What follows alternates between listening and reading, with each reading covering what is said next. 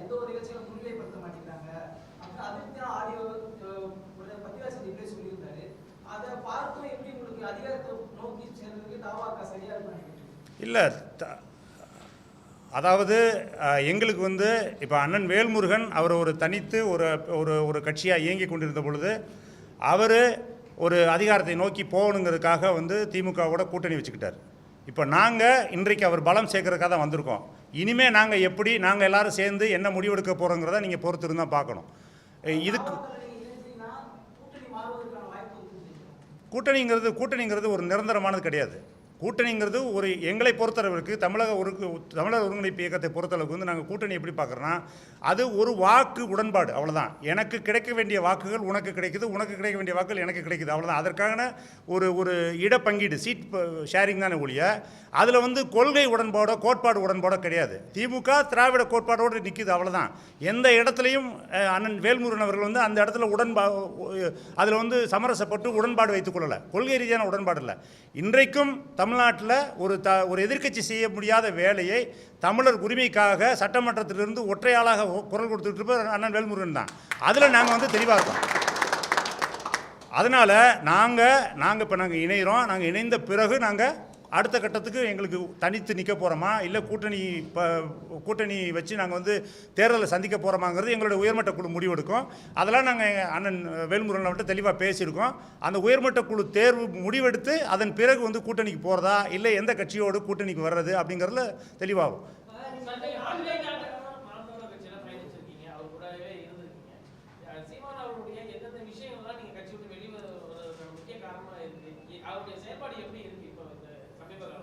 நிர்வாகத்திறன் சுத்தமாக இல்லைங்க.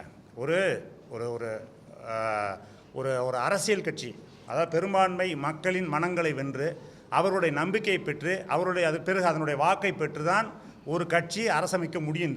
இங்கே இதுதான் வந்து இயல்பு நிலை. அந்த பெரும்பான்மை மக்களை கவரக்கூடிய எந்த நடவடிக்கையும் இவர் எடுத்ததில்லை. தேர்தல் காலங்களில் கரெக்டாக பார்த்தீங்கன்னா தேர்தல் வந்து 10 நாள் இருக்குன்னா 10 நாளைக்கு முன்னாடி என்னத்தையாவது பேசி தான் வந்து ஒரு விவாத பொருளாகணும். தமிழ்நாட்டில் தன்னை எல்லாரும் பேசிக்கிட்டே இருக்கணும். அது நெகட்டிவாக இருந்தாலும் பாசிட்டிவாக இருந்தாலும் என்னை பற்றி தான் பேசிகிட்டு இருக்கணும்னு அவருக்கு ஒரு மன நோய் அவருக்கு. அதனால் என்ன பண்ணுறாரு, அவர் ஒவ்வொரு முறையும் பார்த்தீங்கன்னா அந்த தேர்தலில் வந்து நாம் தமிழர் முன்னோக்கி போகிற நாம் தமிழரை பின்னோக்கி இழுத்து விட்டுருவார். நீங்கள் அது எல்லா தேர்தலையும் சொல்லலாம்.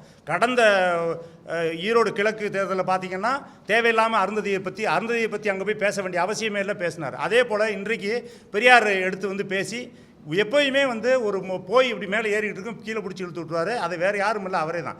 நிர்வாகத்திறன்கிறது அவர்கிட்ட வந்து துளியளவும் கிடையாது. நல்ல பேச்சாளர், தமிழ் தேசிய கருத்துக்களை ஓரளவு இந்த மண்ணில் விதைத்ததில் அவருடைய பங்கு முக்கியமானது, அதெல்லாம் மாற்று கருத்து கிடையாது. ஆனால் நிர்வாகத்திறன் சுழியம். அதனால் அது போக மற்ற விஷயங்கள் இருக்குது, தனிப்பட்ட வாழ்க்கை முறை இருக்குது. நான் வந்து ஒரு தலைவன், ஒரு அறம், ஒரு வீரம், இதெல்லாம் வந்து பேர் போன ஒரு இனம்ங்க தமிழினம். எனக்கு தலைவனாக வர்றவன் எப்படி இருக்கணும்னு நான் யோசித்து பார்ப்பேன். நீங்கள் மேலை நாடுகளில், அமெரிக்கா போன்ற நாடுகளில் அவன் எப்படி வேணாலும் வாழ்வான். அவன் வந்து ஒரு கட்டுப்பாடற்ற வாழ்வான், ஒரு ஒழுக்கத்தின் கீழ் இருக்க மாட்டான். ஆனால் தன்னை ஆள வேண்டிய தலைவன் வந்து மிக ஒழுக்கமான, மிக நேர்மையான, நிர்வாகத்திறன் கண்ட ஒருத்தவனாக இருப்பான். நீங்கள் பில் கிளின்டனை பற்றி உங்களுக்கு தெரியும். அவருடைய தனிப்பட்ட வாழ்க்கையில் ஒரு பெண்ணோடு இருந்தார் அப்படின்ற ஒரே காரணத்திற்காக மக்கள் தூக்கி எறிஞ்சான். ஆனால் அப்படிப்பட்ட அவனே அப்படி இருக்கும்போது நாங்கள் ஒரு அறம் சார்ந்த ஒரு வாழ்க்கை நெறிமுறையை பின்பற்றி வருகிற தமிழர்கள், நாங்கள் எங்களுடைய தலைவன் எப்படி இருக்கணும். நாங்கள் தேசிய தலைவர் பிரபாகரனை தலைவனாக ஏற்றுக்கொண்டவர்கள். எங்களுக்கு அடுத்த கட்டமாக தலைவனாக வர்றவனுக்கு ஒரு தகுதி தேவைப்படுது. அந்த தகுதி முற்றிலுமாக சீமான்ட்ட இல்லை. அதில் தான் எங்களுக்கும் அவருக்குமான கருத்து வேறுபாடு, சண்டையை ஒழிய வேறு எந்த சண்டையும் கிடையாது.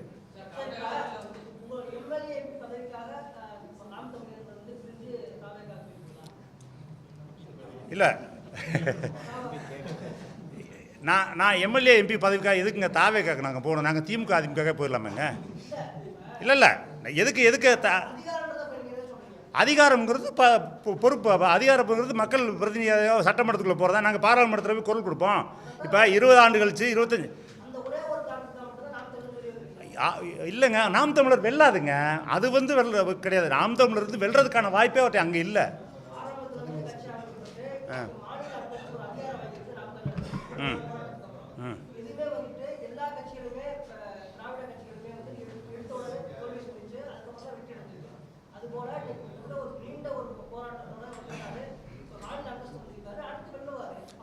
நீங்கள் தூரத்திலிருந்து பேசுகிறத பார்க்குறதுனால நீங்கள் அப்படி சொல்கிறீங்க. தூரத்திலிருந்து நாம் தமிழரையும் சீமானையும் நீங்கள் பார்க்குறீங்க, அதனால் இந்த கருத்து சொல்கிறீங்க. நான் பக்கத்தில் இருந்து பார்க்குறேன்.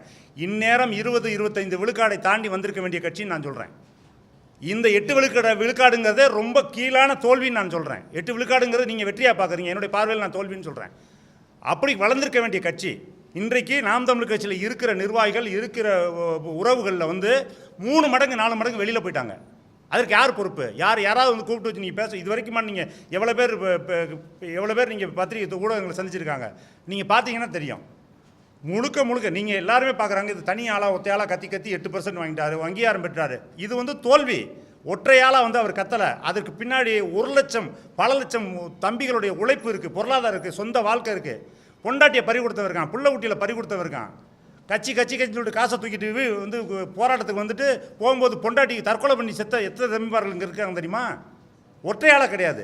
இத்தனை லட்சம் பேர் வந்து உழைப்பில் உருவான அந்த கட்சி. ஆனால் அந்த உழைப்பை, அந்த பொருளாதாரத்தை, அவங்க செலவழித்த பொருளாதாரத்தை உருப்படி ஆக்கி நேரம் அவர் அதிகாரத்தை நோக்கி அவர் வந்திருந்தாருன்னா நாங்கள் காலடியில் கடந்திருப்போம் அவர்கிட்ட.